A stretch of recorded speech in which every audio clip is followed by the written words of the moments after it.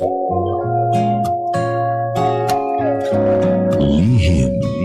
ng liham. Hi! Oras muna natin sa buong kaplungan. Check your time. 18 minutes. Makaraan po ang alas 8 ng nagmamagandang umaga. Pangga, syempre man, ito pa rin po ang lihim ng liham. And at your service all the way till 9 in the morning, ang nag-iisang girlfriend mo sa radio. My name is Lindsay. Lindsay. Lindsay, moi! Minus Jim tayo today, mga pangga, dahil siya po ay may pinapakaing dinosaur. Oo. May pinapaligo ang dinosaur si Jim sa mga oras na ito. Kaya pagpasensyahan nyo na po muna ang inyong abang lingkod. Medyo soloista po tayo ngayon. But anywho, ito na po muna ang ating story ngayon. Pero nga pala ha, bago po ako magdadaldal dito, pwede po kayong magbigay ng inyong mga thoughts about the story. Ikaw ba ay dumaan na sa ganitong sitwasyon? May nasabi ka ba nung narinig mo yung story? Lalong-lalo na po sa mga nandyan po sa mga biyahe. Sa mga oras na ito, yung mga in-drive drivers po natin.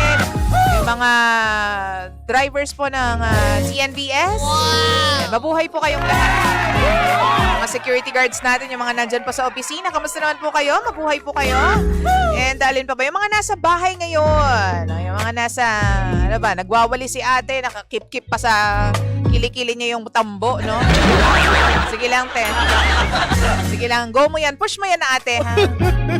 Ayan. I-message niyo po ako, 0945-367-8792. Once again, 0945-367-8792. Mahal ko, pangga ko, baby ko. Naka-energy na ba ang lahat? Oo nga ha, sa lahat po ng mga panggapo natin, ano nga bang gagawin mo kapag ganito yung lalaki na umaaligid sa'yo? Anong gagawin mo kapag ganyan yung gustong mangyari ng lalaki na parang wala namang balak na i-pursue ka o gawing official kung ano man yung meron kayong dalawa? Pero ang asta, parang jowa mo na siya. Hindi mong ayaw kanyang lumalabas kasama yung ibang lalaki, mga friends mo, pero hindi ka naman binibigyan ng label, Bel. Wow! Kung yung suka nga may label. Yung patis ka, yung toyo may label eh. Ikaw pa.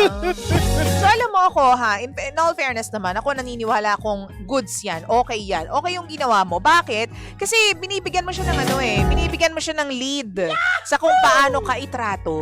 Diba? Kasi minsan yun yung yan yung pabaya na, alam mo yung treatment na ginagawa ng ibang tao. Yung tipong, sige lang, dahil in love ako sa kanya, dahil gusto ko siya, go lang kung anong gusto niyang gawin sa akin. Gusto niya ba akong puntahan? Ayaw niya ba akong kausapin? Gusto niya ba akong i-chat? Ayaw niya ba akong i-video call? Ganyan. Alam mo yun, yung parang nagsisettle ka lang, mahal ko, pangga ko, baby ko, sa kung anong ibibigay sa'yo ng tao na yan. Kasi gusto mo siya. To the point na parang hindi na nag-e-effort si Boy Lalu. Kung ano na lang ibigay niya, okay na yun, tuwang-tuwa ka na, papafiesta ka na, ganyan. Na hindi naman talaga dapat, di ba? Alam mo, okay lang yun mag-set ka ng boundaries. Taasan mo yung walls mo if you have to. Sabi nga nila, mahal ko, pangga ko, baby ko, ha, sa lahat po na may mga pangga dyan na nagpapa-in love, nagpapa-fall, nagpapa-asa. Don't ever make someone fall in love with you if you don't have the ability to catch them when they fall. At taray naman talaga, Liz! Gusto mo ba yun? Oo. If you're not capable, if you're incapable of loving them back, then huwag kang magpa-in love. Diba? Huwag mong guluhin yung nananahimik niyang mundo. Kung wala ka namang intensyon na seryosohin siya at saluhin siya kapag na-in love na siya sa'yo. Oo. Ay nako, sabi dito ni Tuwiko, Jar Amel, maulan na umaga sa'yo, DJ Lindsay. Sabi dito yan sa Facebook natin, sa live po natin. Punta po kayo dyan, facebook.com/energyfm1067. Sabi dito, maulan na umaga, DJ Lindsay. Para kay girl, hindi mo deserve yung ganyang lalaki. Hindi pa kayo, pero iba na ang pinapakita niya. Kung ayaw kanya talaga mawala, dapat pakita niya kung gaano kakahalaga sa kanya. At hindi ganun dapat ang mindset niya. Nagpapabati po pala Finance Department ng National Bookstore. At maraming salamat po, DJ Lindsay. Ingat ka po palagi. Thank you very much. Parang Tuwiko, Jar Amel. Wow. Totoo naman yan. Kung ayaw mo nang mawala siya sa feeling mo, dapat gumawa ka rin ng efforts, no? Diba? Hindi yung masyado ka namang relax dyan, pare. Sabi po ni Alfredo Castelo, pinapasabi po ni DJ Jimbo sa letter center, bang arte mo daw. Hoy! Grabe ka naman. Feeling ko naman, pare, si paring Alfredo, feeling ko hindi naman siya nag-iinarte. Nagsiset lang talaga siya ng standards niya. Ang problema ko lang dito, kung sa una pa lang, sa unang sinakbo pa lang, sigabo. Charot. Sa unang silakbo pa lang ng pagdadalawang isip mo tungkol dito sa lalaking ito. Tagalog na Tagalog ka doon. Diba, nung una pa lang na pagdadoubt mo doon sa lalaking to na hindi ka nga tinatrato ng tama, sana hindi mo na pinangatluhan pa. Pangalawa, okay pa eh. Pero kung talaga nagda-doubt ka na sa kanya, sa intentions niya, wala namang masama kung ikaw yung biglang maglaho. Ay, ganun gagawin ko, be. Pinakas. Kung ganyan, kung alam yun, parang pinapagulo mo lang yung isip ko, tapos hindi mo naman sure kung gusto mo ko o ayaw mo ko, hindi mo naman sure kung ipupursue mo ko. Alam mo, let's cut the chase. Huwag na tayo magpaligoy-ligoy pa. Tigilan mo na yan. Sa ibang babae ka na lang. Diba? Pero dapat, alam mo kapag magulong kausap ang lalaki or kung sino man, mapalalaki man yan o babae, kung magulong kausap, cut the chase. Oo. Pero magpaligoy-ligol pa, be. Umalis ka na dyan kasi sayang lang yung oras. Promise! Sayang lang yung oras. Oo. Sabi daw ni Alfredo dito, tigilan nyo na daw yan, sumuko na kayo pareho. Hoy, hindi ka polis! Sila papasukuin. Hindi, sa totoo lang ha, nakakainis yung ganyan, yung ayaw kong sumasama sa mga friends mo na lalaki. Eh bakit? Anong problema? Hindi ba naman ako jowa, di ba? Tapos ikaw naman, nakakainis dun sa part ng babae, nitong si Kyla. Di ba? Masyado kang defensive din. Masyado ka nag-e-explain sa kanya. Eh, hindi naman kayo mag-jowa. Bakit kailangan ng mga explanations na ganyan? No? Dapat hindi ka na mag-e-explain. Ay, teka lang. I don't need to explain myself to you. Ang taray mo doon. Una sa lahat, hindi kita nanay para explain na. At pangalawa sa lahat, hindi naman tayo mag-jowa. Technically, wala naman tayong relasyon. So, chupi! Chupi! Chupi! Gusto mo yan? Oo, ganun lang yun. Kapag magulo ang kausap mo, layasan mo.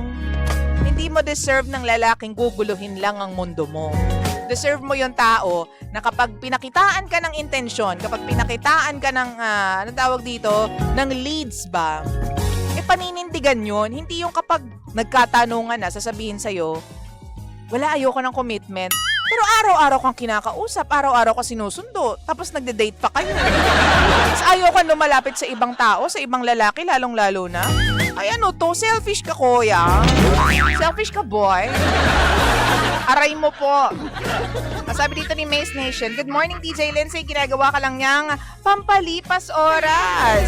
Tsaka na yan jojowain pag tapos na siya sa original niya. Hinahayaan mo rin kasi kaya ganyan yung setup ninyong dalawa. Exactly, Mare, di ba? Yung parang ikaw sagot ka naman ng sagot kapag tinatanong ka niya. O, diba? So, talagang hanggang dyan na lang kayo.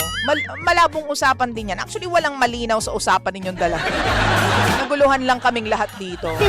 Hindi malinaw yan. Ang tunay na malinaw na usapan is from day one or yung first month pa lang, sana sinabi niya na sa'yo na baka pwede kitang ligawan.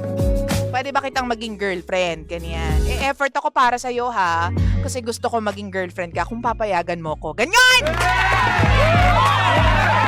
Sabi dito ni Darwin Rosel, huwag mahulog ng tuluyan sa isang tao na wala namang intensyon na maging kayo. Yung guy pa nga lang parang may senyales na pagiging obsessive. What more kung kayo na? Kaya get out of that person, wala kang mapapala dyan. Totoo naman, wala kang mapapala dyan. Ikaw kasi ni-entertain mo, pang gulo-gulo mo rin ito si Kyla eh. Mana ka ba kay Kaylen? Kaylen! Hindi mo idadamay si Kaylen at si Mako sa gilid. Sabi dito, gandang Lindsay, sabi sa text line po natin, sabi ni texter 9891. Gandang Lindsay, para po doon sa lalaki, selfish po yung lalaki na yan. Uupakan ko yan eh.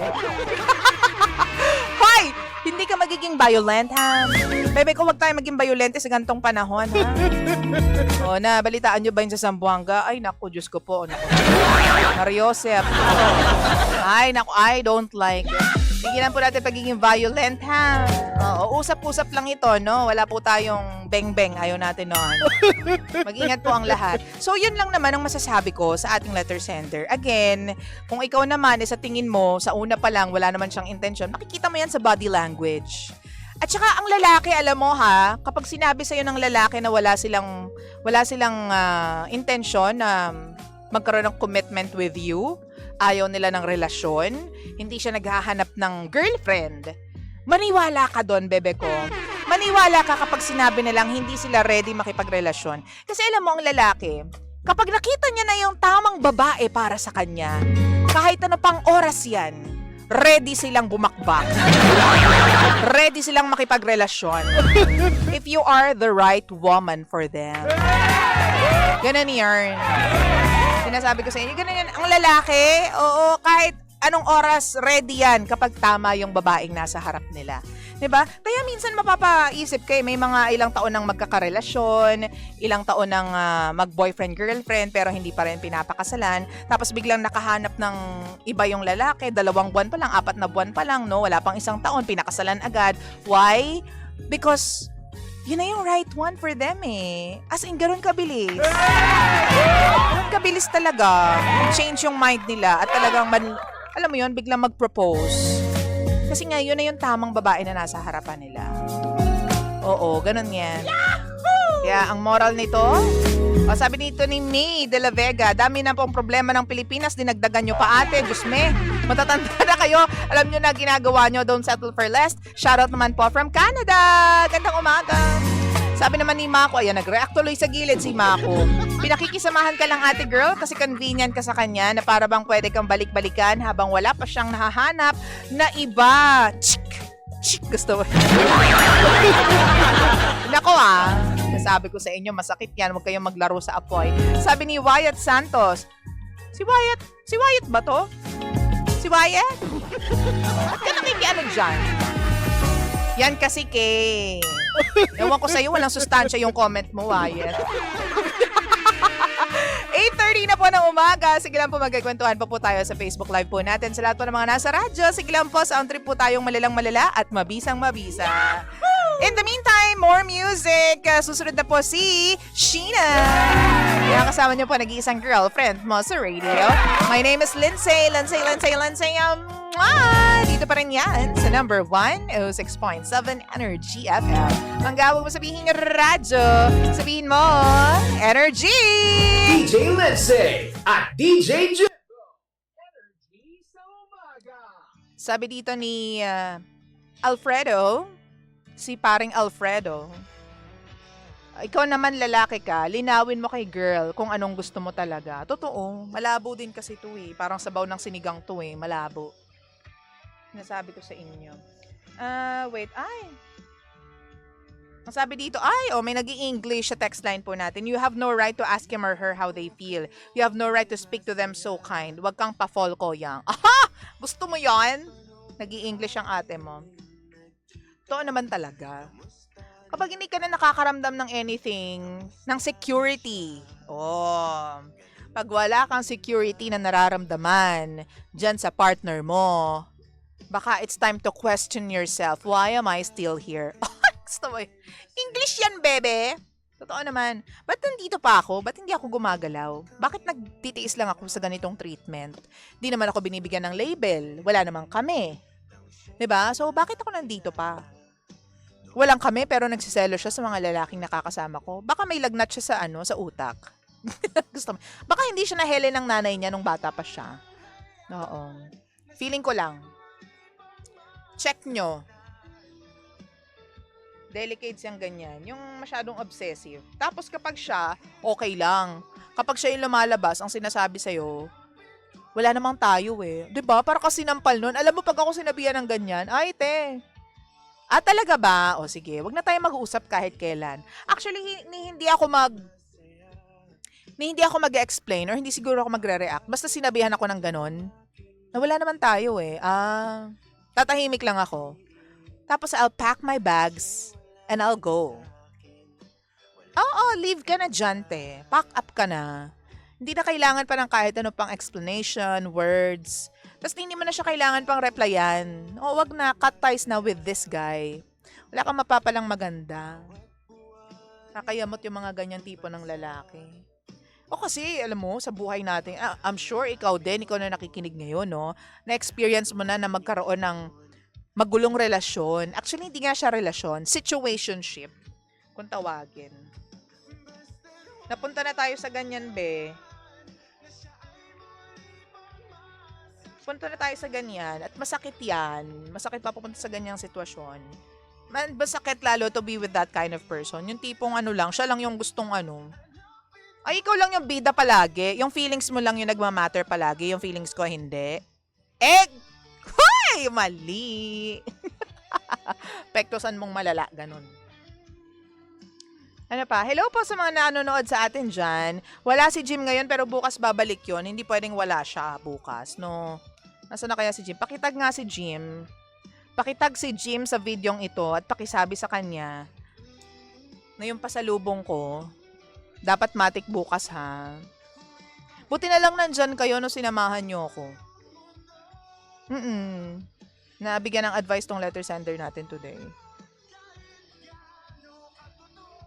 At ano pa ba? Uy, palambing naman pala mga kambing. Kambing.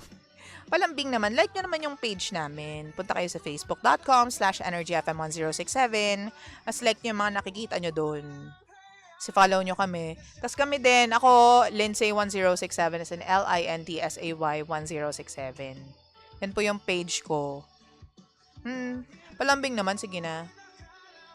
Magpo-post ako, promise. Magpo-post ako, promise. Ano ba gusto nyo? Video, picture? Ano bang klaseng video gusto nyo? Alam mo, ang problema ko, wala na akong maipost kasi parang feeling ko, walang sustansya yung buhay ko. Oo. Saka na tayo magpo-post kailan kapag may surprise tayo sa kanila, di ba? Sumagot ka, Kailen! May surprise ako sa kanila, di ba, Kailen? Na kayo-kayo lang yung nakakaalam. Ano pa ba? Sige, hanggang dyan na lang muna kasi syempre susunod na si Sheena. But for now, bye! Wednesday at Casino Plus. Win every Wednesday.